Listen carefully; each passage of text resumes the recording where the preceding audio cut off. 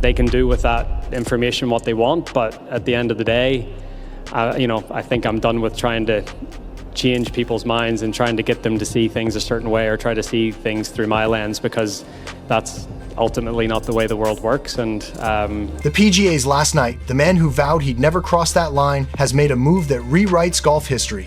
A decision whispered in rumors, Rory McIlroy just did the one thing nobody thought he'd ever do.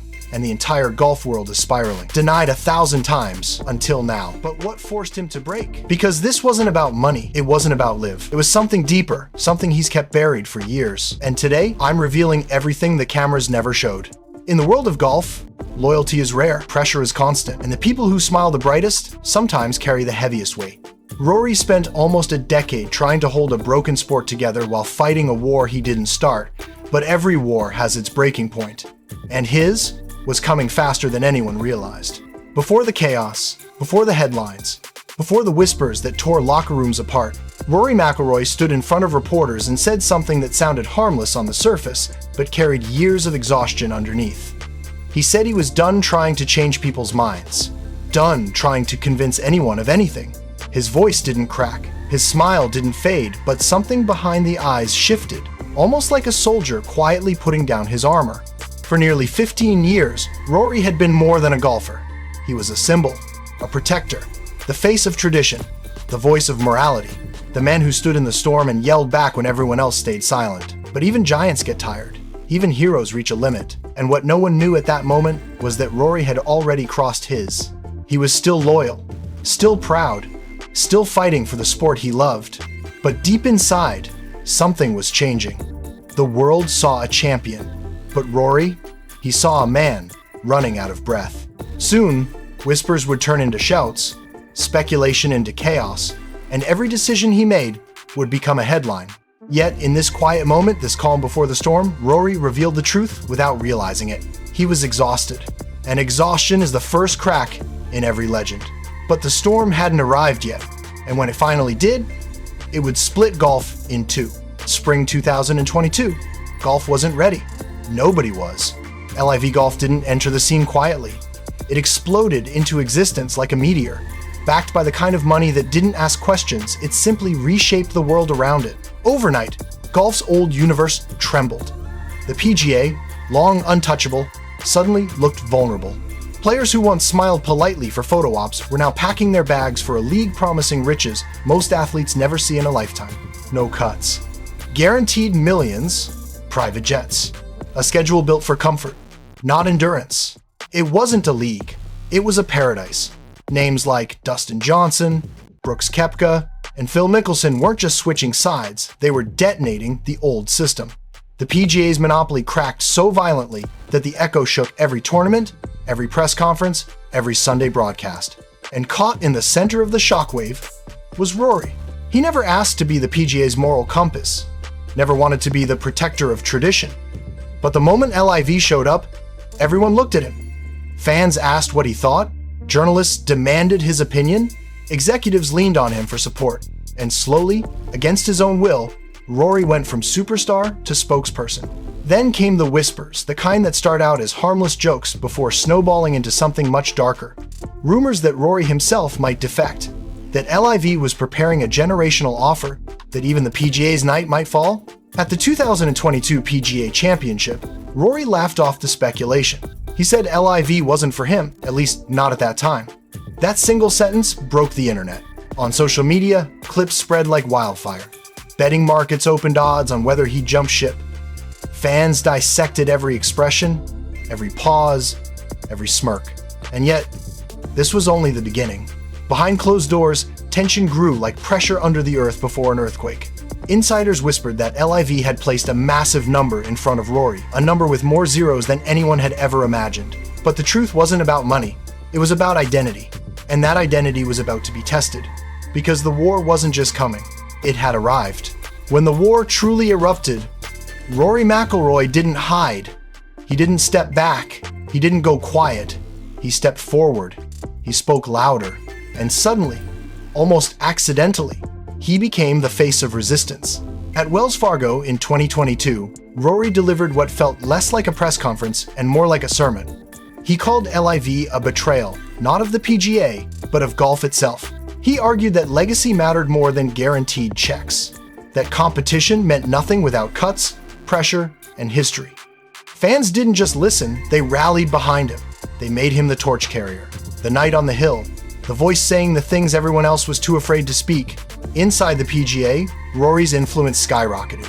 He worked hand in hand with Commissioner Jay Monahan in a behind-the-scenes war room, crafting loyalty bonuses, restructuring purses, even shaping rules designed to slow the exodus. Rory wasn't just playing tournaments, he was fighting a political war every single week.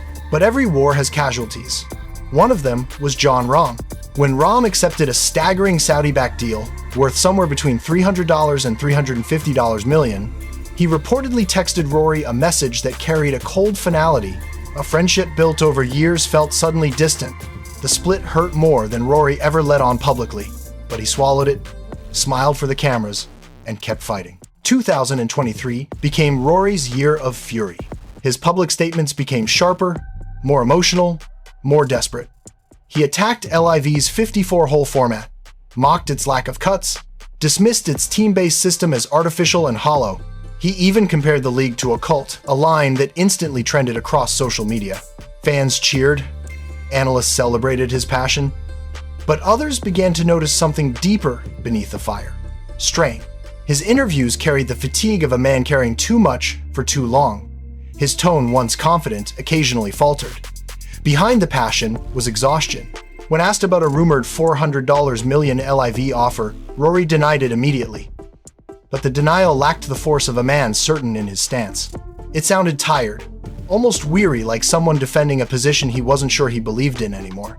By the end of 2023, the cracks were visible. He was still fighting, still loyal, still standing on his hill, but his voice no longer carried the certainty of a knight defending a kingdom.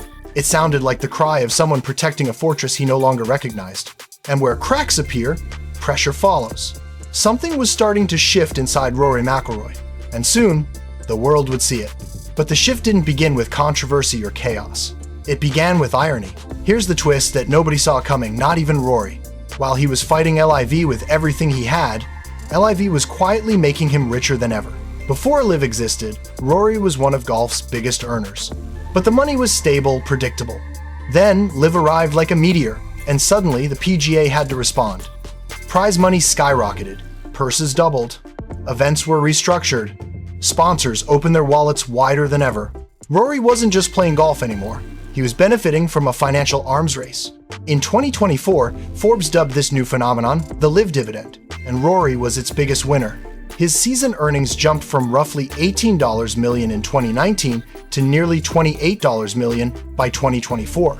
Endorsement deals surged. Nike, Omega, and TaylorMade doubled down on his clean-cut, anti-LIV persona, pouring millions into brand campaigns portraying him as golf's moral anchor. But the internet doesn't miss irony. One viral post accused Rory of living off the benefits of the league he claimed to despise. It didn't matter whether it was fair or not, the post exploded with over 100,000 impressions. Critics called him noble on the surface, but capitalist underneath. Rory didn't fan the flames, but he didn't extinguish them either. Then came the February 2025 CNBC interview the moment everything changed. For the first time ever, Rory admitted openly that LIV's existence had boosted his earnings. It was raw honesty, unexpected, disarming, and it broke the internet in half. Suddenly, Rory wasn't the unshakable knight anymore. He was human, honest, contradictory, conflicted, and then exhaustion finally grabbed him by the collar. He withdrew from multiple events. He skipped press conferences. He trimmed his schedule from 25 starts to only 18. He spoke openly about needing a mental reset, something fans weren't used to hearing from him. On a podcast, he hinted almost teasingly that LIV's lighter schedule might appeal to him later in his career. It was subtle, playful, but symbolic. The man who fought the future was now flirting with it. He was still the hero of tradition, but he was no longer the same knight who charged into battle without hesitation.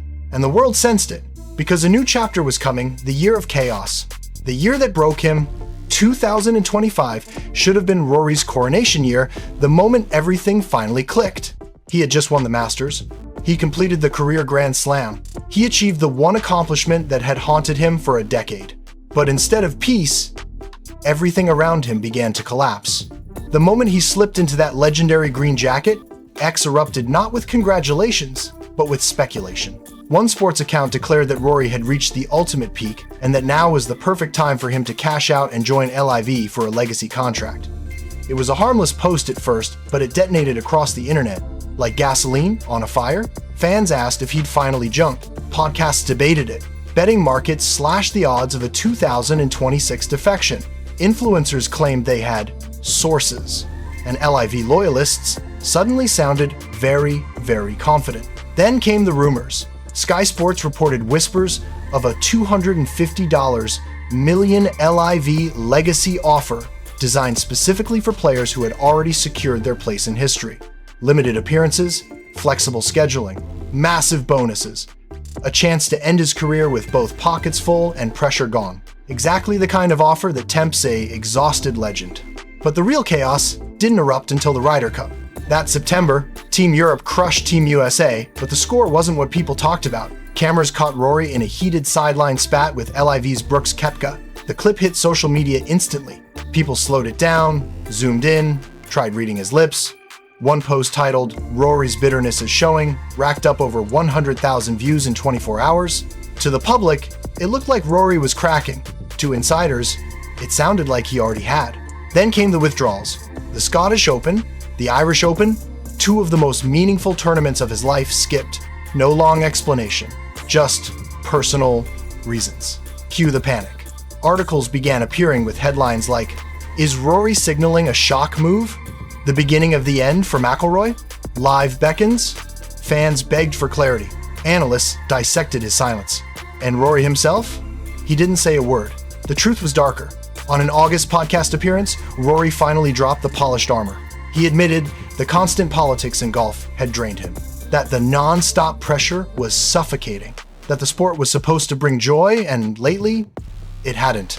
It wasn't an angry outburst. It wasn't dramatic. It was quiet, almost defeated. For the first time, Rory sounded like a man questioning everything he'd fought for. Meanwhile, LIV made the boldest change in its short history, a switch to 72-hole tournaments, matching the PGA's traditional format. Rory mocked the move publicly, saying LIV was chasing the PGA rather than leading it. But there was something else behind his tone. Intrigue, curiosity, a dawning realization that the gap between the two worlds was shrinking. By October, Vegas odds shifted again, this time dropping to plus 200 for a potential defection in 2026. A striking number, a dangerous number. One that reflected a growing belief that Rory McIlroy, the last knight of the PGA, might be nearing his tipping point. Even his agent couldn't silence the rumors. He refused to confirm, he refused to deny. He fueled the fire without meaning to. By fall of 2025, Rory wasn't just tired. He wasn't just frustrated. He wasn't just conflicted. He was cornered, trapped between loyalty, burnout, expectation, and a world that refused to let him breathe. Something had to break. And it did, in Dubai. The announcement that changed everything. November 5th, 2025. Dubai. A city where secrets don't stay quiet for long. Reporters filled the room long before Rory arrived. Cameras clicked endlessly. The air felt thick, like everyone already knew something was coming, but nobody wanted to say it out loud. When Rory finally stepped to the podium, the tension snapped into silence. He didn't look broken, but he didn't look like the warrior everyone remembered either. He looked lighter, almost as if he'd already made peace with whatever he was about to say. Then he dropped it. He said he was stepping off what he called the hamster wheel, a simple phrase that shook the entire golf world. Not retiring, not defecting, but pulling the emergency brake on a career that had been moving at full speed for 15 straight years. Rory announced a drastically reduced 2026 schedule, only 12 to 14 events, focusing solely on majors, Ryder Cups, and select global tournaments. No more 25-event grind. No more endless media obligations. No more carrying the sport on his back every week. The room froze. Reporters glanced at each other, unsure whether this was rebellion or surrender. Then he clarified everything. He said his loyalty hadn't changed. He wasn't joining LIV. He wasn't breaking tradition, but he was reshaping his life and indirectly reshaping the sport. Because the schedule he announced wasn't PGA-like. It wasn't traditional. It wasn't familiar. It was live-like, flexible, minimal, strategic, human. The irony was perfect. The man who spent years criticizing LIV's lighter lifestyle had just adopted it, voluntarily. The press room buzzed, pens scratching, fingers typing, minds racing. Then Rory took a subtle, sharp jab at LIV's sudden move to 72-hole events, saying, "They're chasing the PGA now, not leading it." Bold, pointed, but beneath the punch was nuance, the kind only a tired soul reveals. He hinted at something deeper, a super schedule that would merge both tours under a unified global system. It wasn't a defection. It wasn't an alliance. It was something stranger, an attempt at shared custody for a sport that had torn itself apart. Rory wasn't choosing sides anymore. He was choosing sanity. He spoke about being smarter with his time if he wanted another decade of competitive golf. He admitted that burnout had quietly haunted him. He confessed that the never-ending cycle of travel, politics, and pressure wasn't sustainable. And then came the moment the world didn't expect. His wife Erica walked on stage and wrapped her arms around him, not as a publicity moment, not as a victory pose, but as a partner standing beside a man who had finally admitted he needed peace. In that embrace, everything became clear. Rory McIlroy wasn't running. He wasn't defeated. He wasn't confused. He was free. For the first time in years, he was choosing himself. But as the cameras flashed and his announcement spread around the world, one question hovered like a shadow. Had LIV secretly won by changing him? Or had Rory just proven that you don't need to switch leagues to change your life, you just need the courage to step off the wheel? The answer wouldn't come from Rory, it would come from the world's reaction. And that reaction was gloriously messy. The reaction to Rory's announcement wasn't calm. It wasn't diplomatic. It wasn't rational. It was chaos, pure and unfiltered, the kind only Rory McIlroy can generate when he decides to rewrite the rules. The PGA's side exploded first. Jay Monahan praised Rory's decision as a blueprint for sustainability, calling him a visionary who understood the future better than anyone else. Shane Lowry posted an emotional video saying that Rory had finally earned the right to breathe, to slow down, to live. Fans cheered. Clips of Rory hitting his final 2025 shots surged in views. Memes flooded X. The Rory to the 19th hole retirement plan became a global joke overnight. Nielsen even reported a 15% spike in PGA signups within 24 hours of Rory's press conference. His influence didn't fade, it skyrocketed. But LIV's side? Oh, LIV wasn't going to let this moment pass quietly. Greg Norman issued a short, sharp statement saying, "Rory's choices are his own. Our model clearly works." A sentence so loaded it felt like a smirk printed on paper. Lee Westwood took a jab on social media, implying that Rory's reduced schedule was simply an attempt to avoid competing with LIV players, a shot that instantly went viral. Bryson DeChambeau chimed in too, calling Rory's move a smart play, but followed it with a passive-aggressive note about Rory borrowing ideas without committing. The internet went nuclear. Memes comparing Rory's schedule to LIV's flooded timelines. Tweets claimed he was LIV on the inside, PGA on the outside. Some called him a hypocrite, others called him a genius. Nobody agreed, but everybody talked about him. Vegas reacted next. The odds of Rory defecting to LIV in 2026 dropped dramatically to plus 2,000. The message was clear. Rory had made his decision, and the world believed him.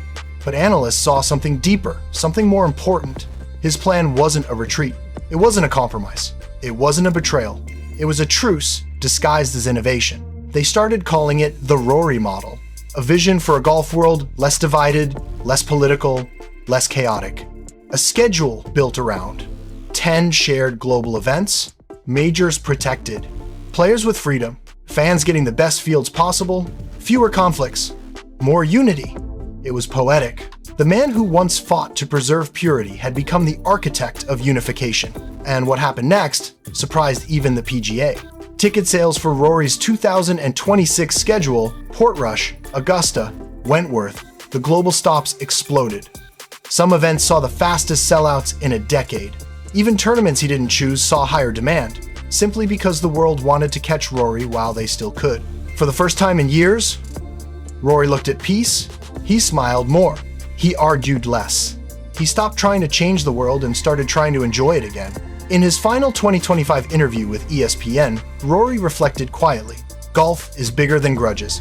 I made my choices, and now it's time to breathe.